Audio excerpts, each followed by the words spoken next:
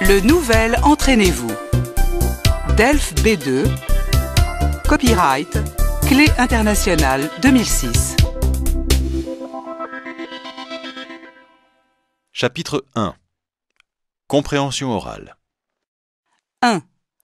Comprendre des annonces, des instructions orales et des documentaires radiodiffusés. Document sonore numéro 1. Page 8. Activité 1 à 4. Auditeurs et auditrices de Point du Jour, bonjour, avec Nathalie Jacquemin et Philippe Audiard. Environ 700 millions de touristes dans le monde l'année dernière. 1,5 milliard prévus dans 10 ou 15 ans. Ces chiffres, ce sont les estimations effectuées par l'OMT, l'Organisation mondiale du tourisme. Le tourisme, c'est donc un secteur économique porteur, qui rapporte, qui compte dans l'économie de certains pays et surtout, qui semble promis à une croissance garantie, n'est-ce pas Philippe ? Oui, tout à fait. En France, par exemple, le tourisme, c'est un secteur qui fait travailler directement ou indirectement près de 2 millions de personnes. Mais c'est surtout un secteur qui peut créer jusqu'à 12 000 emplois directs ou indirects par an. Chose à ne pas négliger quand on connaît la situation actuelle du marché de l'emploi en France, avec ses 10% de la population active sans emploi. Et surtout, ne l'oublions pas, la France, première destination touristique du monde, ça peut être entre 75 et 80 millions de touristes par an selon les années.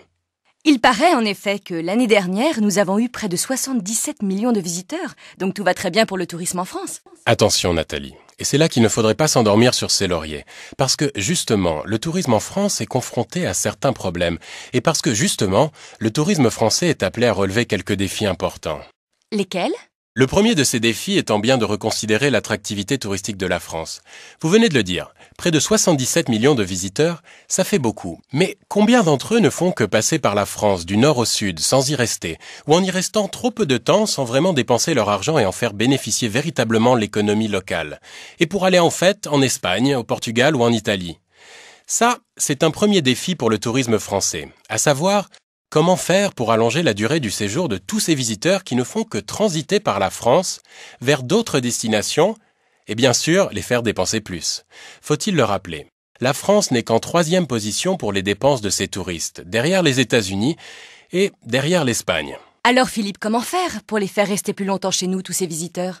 À la Maison de la France où nous sommes allés enquêter, Maison de la France qui, je le rappelle, est le groupe d'intérêt économique chargé de promouvoir le tourisme en France à travers le monde, eh bien, on nous a dit, il faut premièrement apprendre à mieux communiquer. Mieux faire connaître le potentiel touristique de la France, c'est-à-dire transformer nos manières de voir. Considérer le patrimoine touristique de la France comme un véritable produit économique dont il faut faire la publicité et qu'il faut savoir présenter professionnellement à nos amis de l'étranger. Bref, Nathalie, adopter une approche marketing et surtout considérer le tourisme comme une affaire économiquement sérieuse. Et pourquoi ce n'est pas le cas actuellement ? Eh bien, en effet, il faut rappeler que pendant très longtemps, on a eu un peu tendance en France à dévaloriser les métiers du tourisme qui n'étaient pas perçus comme prestigieux.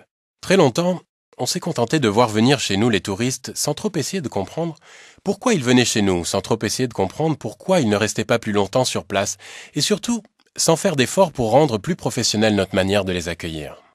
Alors Philippe, le court séjour touristique, un marché plein d'avenir pour la France ?